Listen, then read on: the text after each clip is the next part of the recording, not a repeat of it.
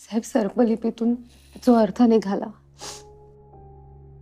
त्यावरून इंद्राणी आत्यांनी तुम्हाला फक्त एवढंच सांगितलं की तुम्ही विरोचक नाही आहात. हे नाही सांगितलं की रुपालीबाई साहेब विरोचक आहेत, कारण आम्हाला माहित होतं तुम्ही हा धक्का नाही सहन करू शकणार. श्लोकात स्पष्ट लिहिलंय, तुझ्या देवकीला वधूनी विरोचक, यशोदा बनूनी तुझा घास घेई. तुझ्या देवकीला म्हणजे कलियुगातली तुमची आई ममता मावशी. त्यांना मारून विरोचक यशोदा बनून तुम्हाला मारण्याचा प्रयत्न करेन. साहेब, यशोदा म्हणजे रुपालीबाई साहेब.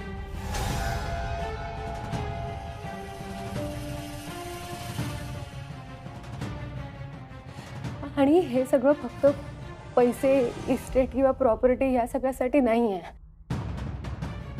या सगळ्या मागे वेगळं कारण आहे जे देवी आईने लिहून ठेवलंय, आणि ते कारण तुम्हाला माहिती आहे. त्रेतायुगात विरोचकाचा सेवक असून सुद्धा तुम्ही विरोचक आणि देवी आईमध्ये जेव्हा युद्ध झालं तेव्हा देवी आईची मदत केली होती, आणि तुमच्यामुळे देवी आईला नवजीवन मिळालं.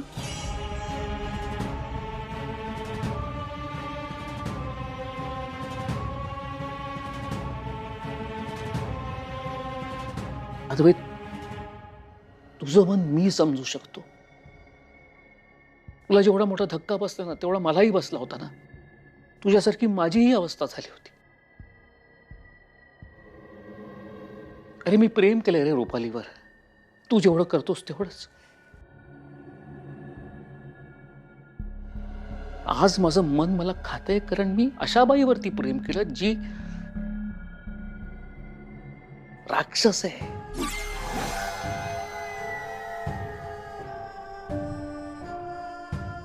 जी खुनी,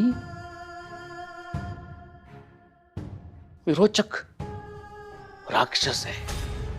जिने या कलियुगात जन्म घेतलाय तो फक्त लोकांचा जीव घेण्यासाठी.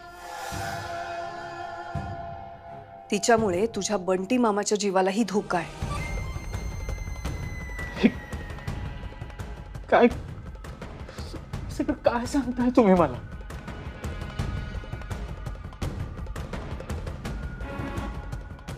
या अख्ख्या जगात माझ्या आईसारखी दुसरी पवित्र व्यक्ती नाहीये.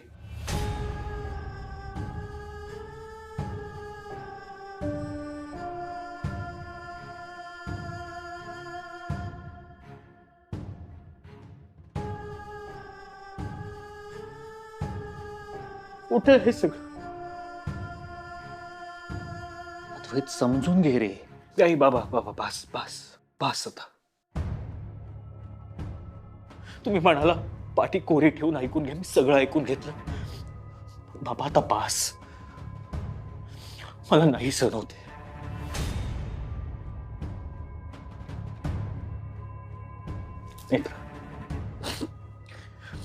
नेत्रा प्लीज थांबवा. हे सगळं मला नाही सहन होत. ठीक आहे, ठीक आहे, तुम्ही नका स्वीकारू हे सगळं. फक्त आम्ही म्हणतोय म्हणून काही मान्य करण्याची गरज नाहीये. पण हे कराल, आम्ही आता तुम्हाला जे काही सांगितलंय ना ते सगळं लक्षात ठेवा. रुपालीबाई साहेबांचं निरीक्षण करा. त्यांचं वागणं, त्यांचं बोलणं, त्यांची प्रत्येक कृती या सगळ्याकडे बारीक लक्ष ठेवा. साहेब, सत्य तुम्हाला सुद्धा डोळ्यांनी दिसेल. फक्त एवढं करा.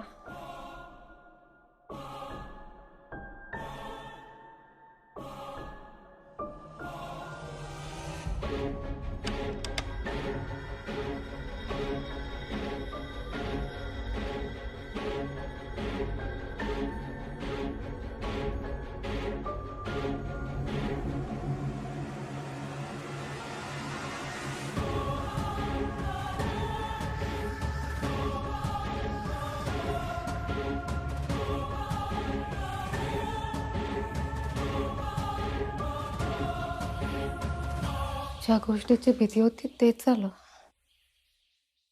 आपण सगळं सत्य अद्वैत साहेबांना सांगितलं आणि तेच सत्य स्वीकारायलाच तयार नाही आहेत. त्यांनी सत्य नाही स्वीकारलं तर खूप मोठा अनर्थ होईल. विरोचक सूड घेणार, तो नाही थांबणार.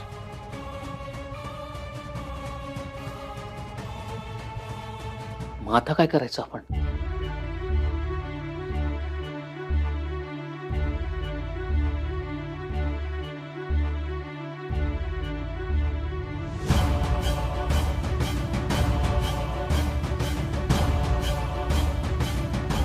एक मार्ग आहे.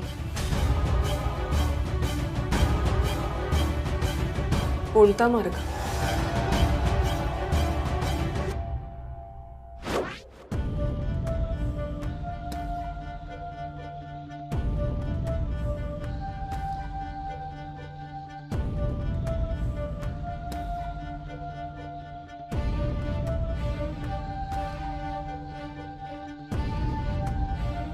हा बोल नेत्र. हा ओके. नाही नाही, अद्वैतला नको बोलवूस. फक्त तू आणि इंद्राणी. मला खूप महत्वाचं बोलायचंय. हो चालेल, मी येतोच.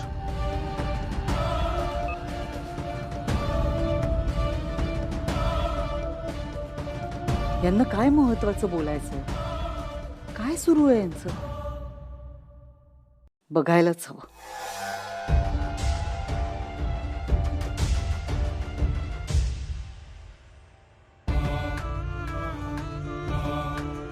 मित्रा, तयार राहा. येते 100%.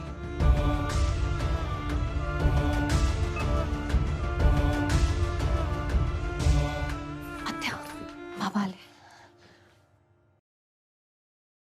येते ती.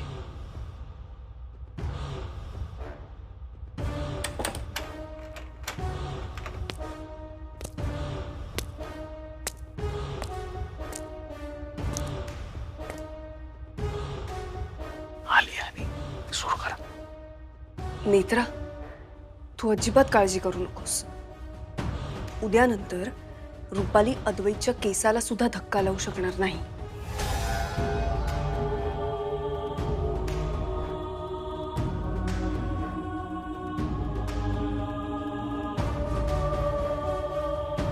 पण तुम्ही हे कशावरून म्हणताय?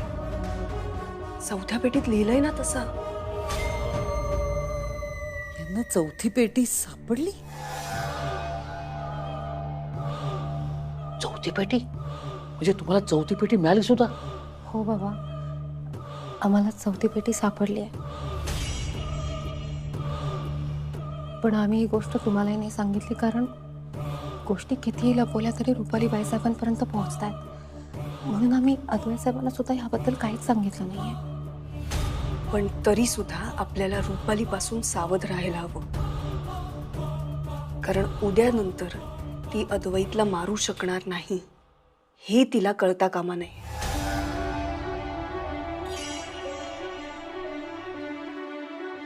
पण आत्या, ते चौथ्या पेटीत विषबाधेबद्दल लिहिलंय, त्याचं काय करायचं? विश्वातेबद्दल? उद्यानंतर तिने अद्वैतवर गोळी जरी झाडली ना तरी अद्वैतला काहीही होणार नाही. पण रुपालीने अद्वैतवरती विषप्रयोग केला तर? अद्वैतवर विषप्रयोग करण्यासाठी एक विशिष्ट ग्रहमान असलेल्या दिवसाची गरज आहे. आणि तो दिवस उद्या आहे. आणि उद्यानंतर असं ग्रहमान असलेला दिवस थेट 3.5 वर्षानंतर आहे. याचा अर्थ उद्याचा दिवस गेल्यानंतर बाईसाहेब राक्षस असून सुद्धा काहीच करू शकणार नाहीत. राक्षस असून सुद्धा ती लाचार होईल, लाचार. उद्याचं हे गुपित काहीही झालं तरी रुपालीला कळता कामा नये. काय म्हणते ती स्वतःला? विरोचक, सर्वशक्तिमान, दैत्य. रुपाली काहीही करू शकणार नाही. हा असा असतो का विरोचक? देवी आई करो आणि असंच हवं.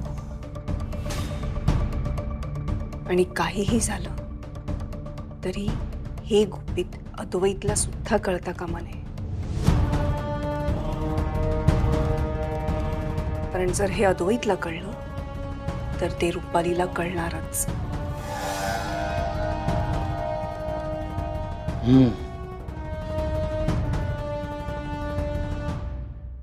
त्रिनयनेच्या मूर्ख लेकीनो,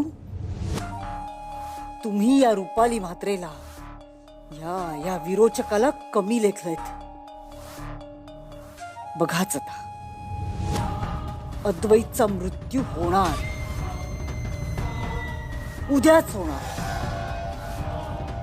तुमच्या समोर तडफडत मरणार तो, आणि तुम्ही काहीही करू शकणार नाही.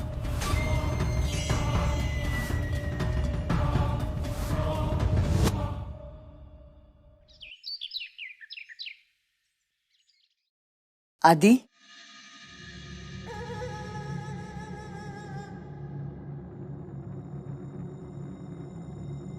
Black coffee.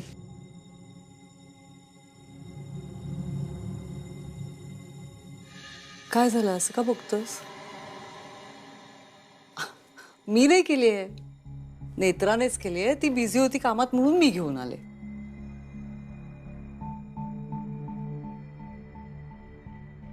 घे, गार होईल.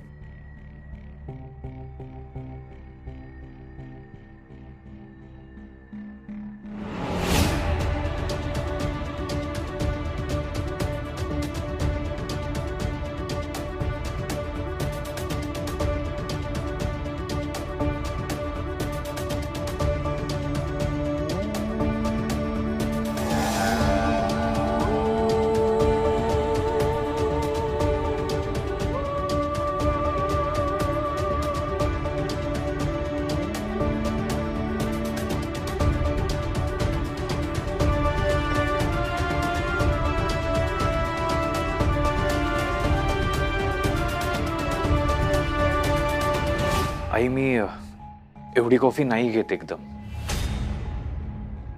आपण अर्धी अर्धी शेअर करूयात. नाही नाही नाही, मला नकोय. आई, अगं असं काय करतेस? तुला पण आवडते ना कॉफी? अरे आवडते, पण मला ही ब्लॅक कॉफी नाही आवडत. मला आपली साधी दुधाची कॉफी आवडते. आई, तू माझ्यासाठी घेतली असतीस कॉफी, माझ्याबरोबर शेअर केली असतीस तर मला आवडलं असतं. आधी कॉफी, चांगल्या गोष्टी, आनंद, सुख हे सगळं नेत्राबरोबर शेअर करायचं. पण एखादी गोष्ट तुला आवडली नाही, तुला कशाचं दुःख झालं, त्रास झाला, तर ते मात्र माझ्याबरोबर शेअर करत जा. मी कायम बरोबर असेल तुझ्या. घे, थंड होईल कॉफी.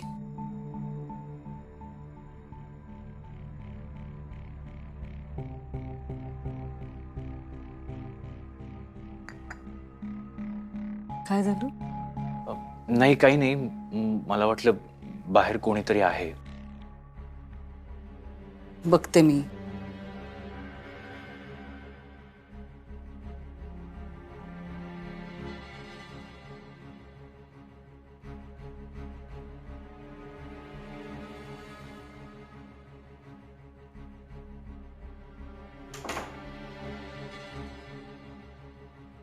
नाहीये आधी कोणी, आणि दरवाजा लावलाय मी आता. तू घे, कॉफी घे.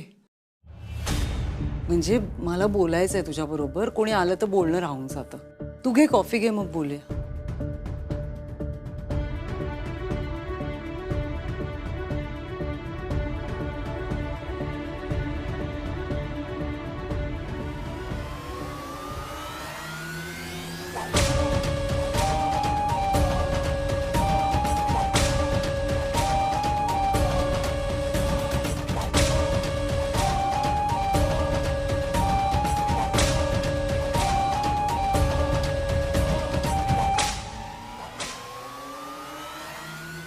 छान झाली.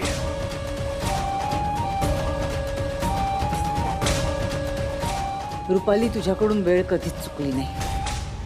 तू योग्य वेळी योग्य ठिकाणी असतेस. आता अद्वैतला संपवायची वेळ आली. 3.5 वर्ष मी नाही वाट बघणार. आज माझ्या या गुलामाला मी संपवणारच.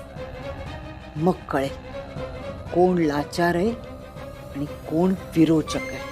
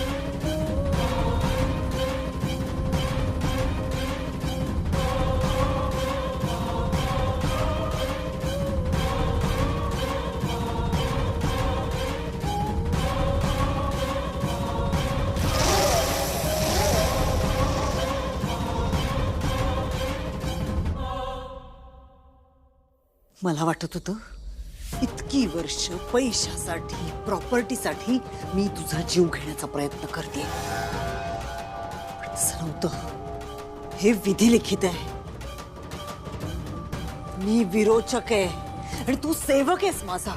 आणि या विरोचकाशी गद्दारी केली आहेस तू. त्या त्रिनयनेला सामील झालास युद्धात. म्हणून सूड घ्यावा लागतोय तुझा.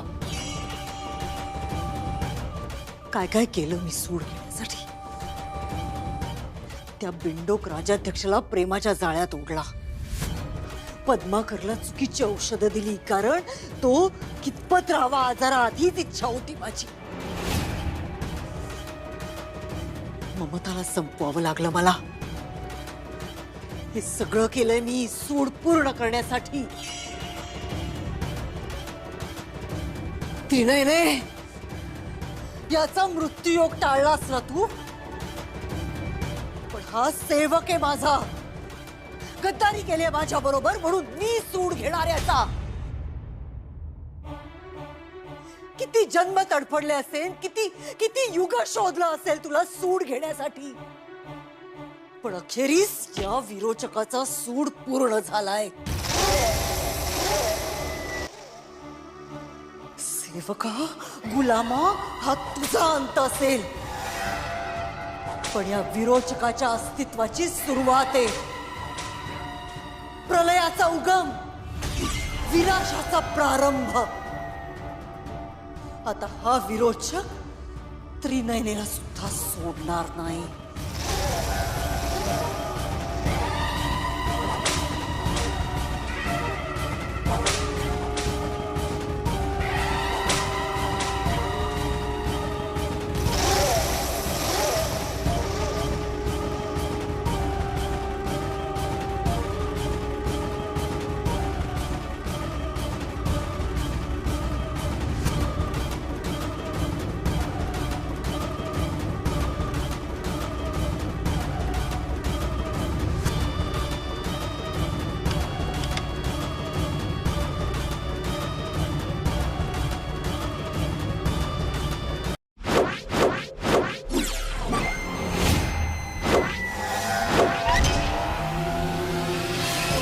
आम्हाला माहिती आहे हे सत्य पचवणं तुमच्यासाठी खूप अवघड आहे. खरंच रुपालीबाई साहेबांना तुम्हाला मारायचं आहे. तुझ्या देवकीला वधूनी विरोचक यशोदा बनूनी तुझा घास घेईल. तुझ्या आजोबांना जाणून बुजून चुकीची औषधं देऊन त्यांना कायमचं बेड रिटर्न केलं. कारण तो कितपत राहावा आजाराआधीच इच्छा होती माझी. किती जन्म तडफडले असेल, किती किती युग शोधलं असेल तुला सूड घेण्यासाठी. आम्ही आता तुम्हाला जे काही सांगितलंय ना, या सगळ्याकडे बारीक लक्ष ठेवा. साहेब, सत्य तुम्हाला सुद्धा डोळ्यांनी दिसेल.